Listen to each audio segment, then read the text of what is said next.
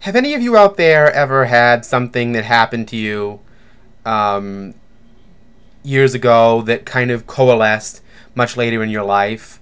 Well, around April or May of 2012, that happened to me. Uh, During that time, I had become very closely acquainted with somebody who was a brony. Now, what is a brony? There are lots of videos all over YouTube and all over line on the internet about what a brony is, and apparently the exact definition was a name given to a admirer of the television program My Little Pony Friendship is Magic, something I did not hear about until April or May of last year. When I was a young boy, about 5 or 6, 7 years old, I actually used to watch the original My Little Pony program, which is now called G1, as in Generation 1. There are apparently 3 generations before the current one, which is known as G4. And what happened was, in 2010, Lauren Faust, who was the lady behind the Powerpuff Girls, came into contract with the Children's Television Cable Network Hub and the Hasbro Corporation to produce a newer version of My Little Pony. And getting well acquainted with this brony and seeing how it affected his life, I began to ask myself a question that I'm sure a lot of you out there have been asking. Could a brony or bronies affect change on the world? And the answer is not a short one, but I'll try to give you some explanation.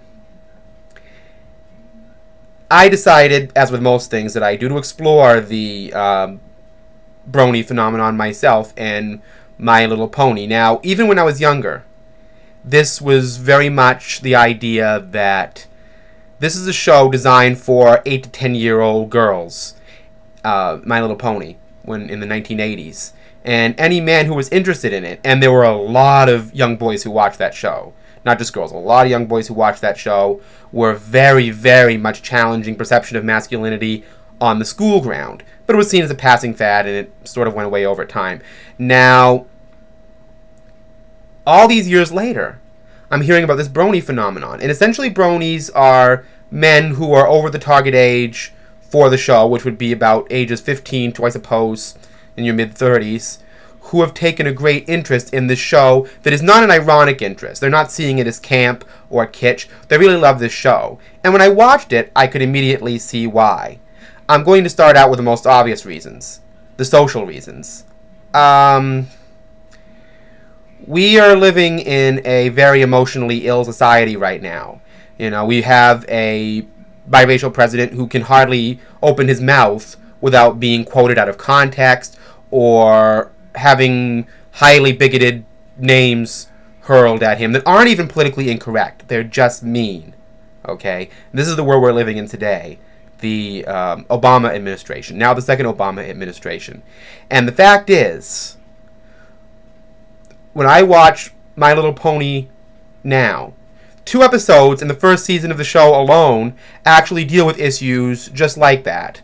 Over a Barrel deals with the idea of the Native American resettlements and so forth. And another episode called Bridal Gossip deals more directly with prejudice against Africans and their perceived customs, taking the character of the zebra Zagora and the pony Pinkie Pie's perception of her. She even wrote a song about her being the evil enchantress who does evil dances, and if you look into her eyes, she'll put you in trances, which basically encompasses most prejudice toward Africans or African Americans that I see in society. And as far as the issue of bullying, they've got that one covered too. Just this year, they've done it with an episode called One Bad Apple about a young pony named Bab Seed who is bullied in her community of Manhattan, but comes to this Ponyville and ends up becoming a bully herself to compensate.